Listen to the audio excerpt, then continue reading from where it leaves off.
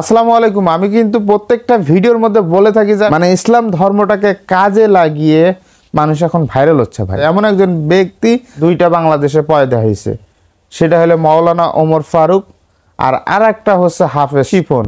আপনাদেরকে পুরো ভিডিওটা দেখাই, তারপরে এই বিষয় নিয়ে একটু আলোচনা করে আসছি। এই হচ্ছে আমাদের বাংলাদেশের একজন ধর্ম ব্যবসায়ী, অনেক বড় ব্যবসায়ী। ভাই, আপনি ধর্ম ব্যবসা করে কেমন সফল হইলেন?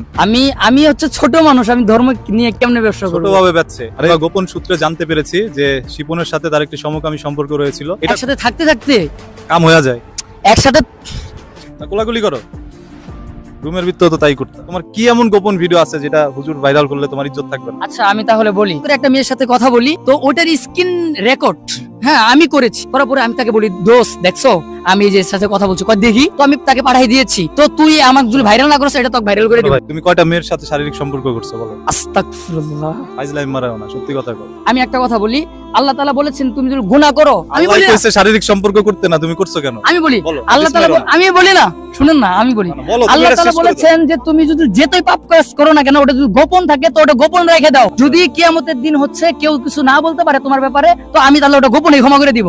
তোমরা শারীরিক সম্পর্ক করছো নাকি এটা দেখছি সোশ্যাল মিডিয়ার মধ্যে, এটাও কতটুকু সত্য আমি জানি না। আমি বুঝি না, স্টুডিওতে বসে যে বয়ানগুলো করেন, এই বয়ান কি এখনো করতেছেন নাকি? বয়ান করি না, তোমরা বয়ান করে ফাইজলামি করো অনলাইনে। আমরা এখানে যেটা স্পষ্ট দেখতে পেরেছি, উনি অনেক অনুতপ্ত হয়েছে, কিন্তু এই ছেলেটা কিন্তু অনুতপ্ত না, এবং উনি ভাইরাল হওয়ার জন্য আরো চেষ্টা করে যাচ্ছে। শিপন আমি ভাইরাল হওয়ার জন্য এত কিছু করতেছি। যাই হোক, আমি একটা কথা বলি, আসলে সাইম ভাইয়ের খায়া দেয়া কাম নাই, তো সেই জন্য ওদের কাছে গেছে।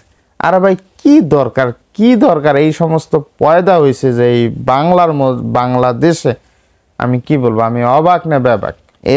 এদের সুন্দর সুন্দর মাহফিলে দেখলাম মাওলানা এই ফারুককে, এই হাফেজকে, এরা কেউ কি চিনতাম না। এদের ওয়াজও মনে হয় কোনোদিন শুনি নাই। যখনই আমি শুনছি তখনই কিন্তু এর ওয়াজটা কিছু অংশে শুনছি। খুব ভালো বক্তা, দিনের পথে আনার জন্য অনেক কিছু করতেছে। কত সুন্দর বয়ান, শুনে খুব ভালো লাগছে। আর হাফেজের কথা কি বলবো, টিকটকের মধ্যে গিয়েও কোরআন তেলাওয়াত করতেছে, শুনছি আর কি, একটু শুনছি। আচ্ছা ভাই, আপনার বলেন তো এটা কিভাবে এগুলো কাজ করতেছে, ধর্মটাকে কিভাবে কাজে লাগিয়ে ভাইরাল হওয়ার চেষ্টা করতেছে। দেখে এদের একটু লজ্জা নাই। দেখেন সাইম ভাই যেভাবে কথাগুলো বলতেছে, ওরা হেসেই উড়াই দিচ্ছে। একটা তামাশার মঞ্চ বানিয়েছে ধর্মটাকে, ভাবতে খুবই অবাক লাগে। এখন তো মাওলানারা যদি ভাইরাল হওয়ার চিন্তা ভাবনা থাকে, হয় তাদেরকে মেয়ে নিয়ে কথা বলতে হবে, হয় তাদেরকে নিয়ে ইন্ডিয়ার শাহরুখ খান, সালমান খান, হিরো আলম অনেক কিছু কথা বলে কিন্তু সেই সমস্ত আলেম মাওলানারা ভাইরাল হচ্ছে। আমি কিন্তু যুক্তিযুক্ত কথাগুলো বলতেছি, কারো যদি মাইন্ডে লাগে, খারাপ লাগে, করার কিছু নাই। আমি যতটুকু আমার কাছে সত্য মনে হয়েছে এই বিষয়গুলোই আমি বলতেছি, কারণ এভাবে তারা ভাইরাল হচ্ছে। আর যে সমস্ত বক্তা আলেমরা রয়েছে যারা সঠিক কথা বলে, সত্য কথাগুলো বলে, ডাইরেক্ট কোরআন থেকে কথাবার্তাগুলো বলতেছে, হাদিস থেকে কথাবার্তাগুলো বলতেছে, তারা কেউ ভাইরাল করে না।